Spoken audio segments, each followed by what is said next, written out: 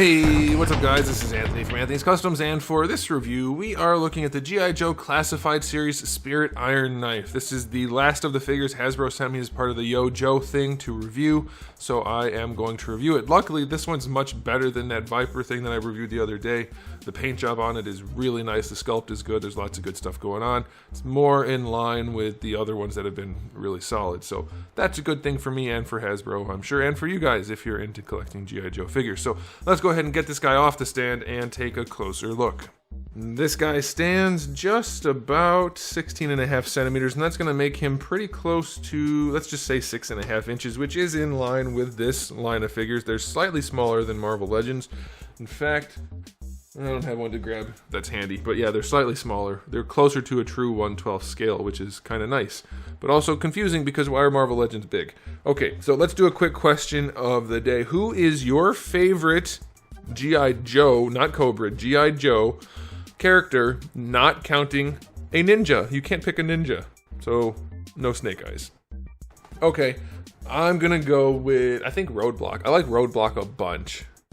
Yeah, I'm gonna go with Roadblock. Okay, so let's go ahead and talk about the aesthetic on this guy. The sculpt work is really nice. The detail work in particular is very good. There's lots of wrinkles and details in his outfit. His face is sculpted really nicely. The pants are textured, lots of wrinkles and things going on there, lots of buckles and things in the boots and harnesses and stuff. Very, very nicely detailed as far as sculpt. Paint is good and bad. Good in that the face is done really nicely. If we can focus, there we go. Very, very nice job there. Little details are done pretty well, like the little bands on the hair. The wrists are done well. Some of the buckles are, but then we're missing a lot. Like the grenades up here, like the regular, and then this canister grenade, or whatever that is. It looks like some kind of futuristic flashbang, I don't know. No paint work there, you know, a little bit of stuff missing. From the waist down, there's like no paint at all. So the buckles not being done on the straps doesn't look good. The buttons on his pants, his boots have no paint other than the soles. It is lacking a little bit, I would say. We do get some really nice detail work on the shoulders. That's pretty cool. But yeah, it's like half really good and then half not there, and he does look quite plasticky with the shirt being so glossy. So we're somewhere in between in terms of paint work. Sculpt work is generally really good. I think his legs could use a little bit more bulk, given that he's got like combat pants on. His legs are very skinny underneath there. That's a very common trend for figures these days. Skinny legs, don't get it, drives me nuts. But otherwise he looks good. I would say the hair, I guess, it's not quite seated on the head properly. It's a little bit off center, and well, I guess it looks good as far as placement goes, but it's off center, so the part looks a little weird. Just because I'm pretty sure it's supposed to be parted in the middle, but obviously that's not a big deal at all, so you can choose to ignore that quite easily. So yeah, it's pretty good looking, but a little more paint would go a real long way. He's very plasticky and is definitely missing some details. I think it's good enough, but it's nowhere near on par with some of the other figures that have had a much better overall aesthetic. Sculpt is good, paint lacking. So I'll give it an 8. It does look pretty good overall for aesthetic. Now, as far as accessories go, we have quite a few. You can remove his leg harnesses if you want to. The torso one, I don't believe it's meant to come off. I haven't checked yet, but I don't see any connection points. So you might be able to, but it's not really meant to. Same thing for the legs, I guess. Okay, so accessory-wise, we get his backpack, which, again, is significantly lacking paint. It does have a peg on the side, which you can stick the rifle's trigger guard around it, but I'm not sure you're really meant to do that, so I don't know. I guess, I mean, that has to be what it's for, but you would never mount a rifle to something on the trigger guard, so that's super weird. But it does hold the bird if you wanted to, so that's cool. Speaking of, we get the bird, the eagle. It's pretty nicely done. It's a little clunky looking, but it's okay. The wrists, the feet can rotate. The head is on a ball peg. The wings can rotate. They're on ball pegs, and you get alternate wings. Again, it's pretty clunky, but you get it, and it's okay. It's good enough. Back to the main figure's accessories, we do get his, what looks like some kind of Damascus knife. That's pretty cool.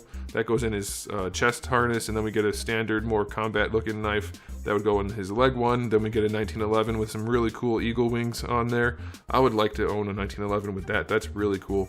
That goes on his holster on his right side. That's pretty cool. And then we do get his rifle with a little bit of paint on it.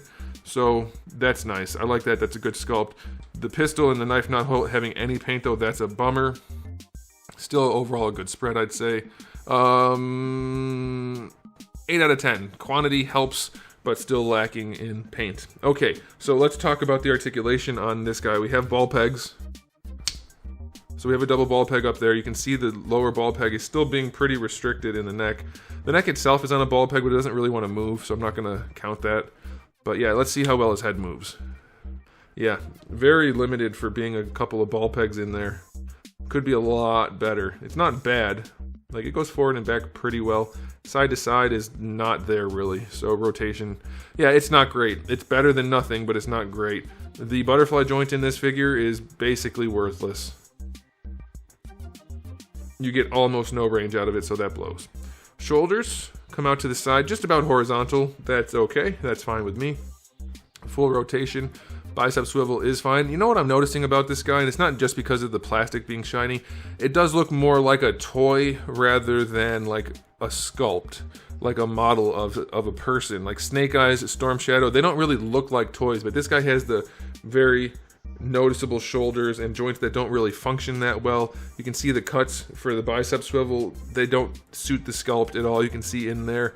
It does stand out, and I think that's something that's catching me. He's got a very narrow chest also. I kind of just noticed that. Something about it is not quite right, despite all of the good detail sculpt work. As it comes together as an action figure, it doesn't look as good as some of the other ones in the line. So yeah, bicep swivel is fine. Double jointed elbow works nicely. The painted arm up here is good enough to match. It's not great. Wrists have a swivel, and this one has a vertical hinge, this one has a horizontal hinge. So if you like that combo, you get it. If you don't like it, you don't get what you want. Ab crunch goes back one notch, which works pretty well. That's all right.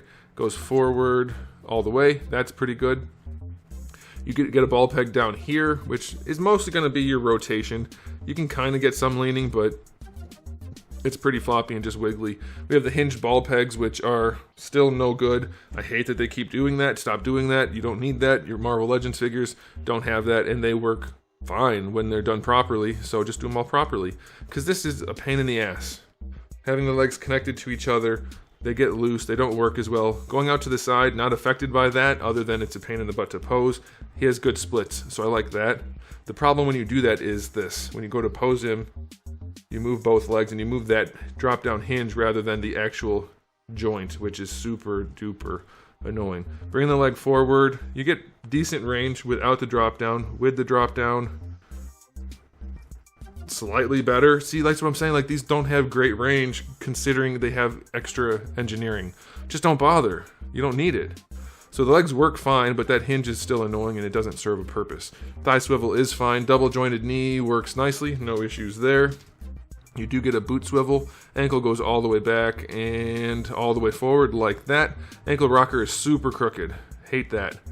But you can rotate it at least a little bit. Let's see. Yeah, you can get a decent ankle rocker going, but that's so steep of an angle, so ankles are only okay.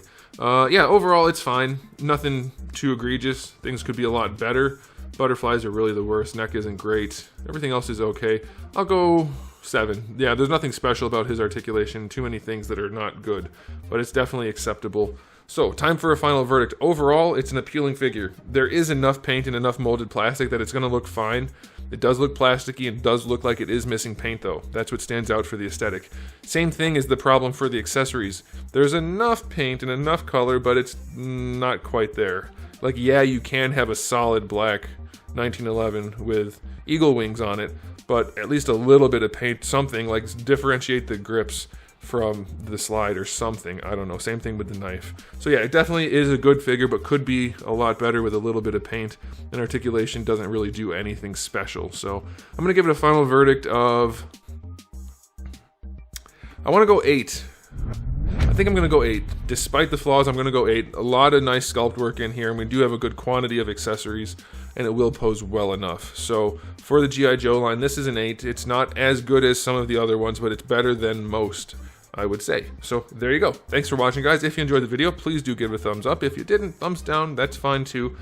If you'd like to comment, that'd be great. I do pin comments now, so we can have a conversation down there, and maybe somebody will get a little bit of recognition for saying something insightful or funny or who knows what. And if you haven't subscribed, you might want to do that, because I have new videos almost every single day, and thousands already on the channel. So make sure you come back for all of that. In the meantime, keep collecting.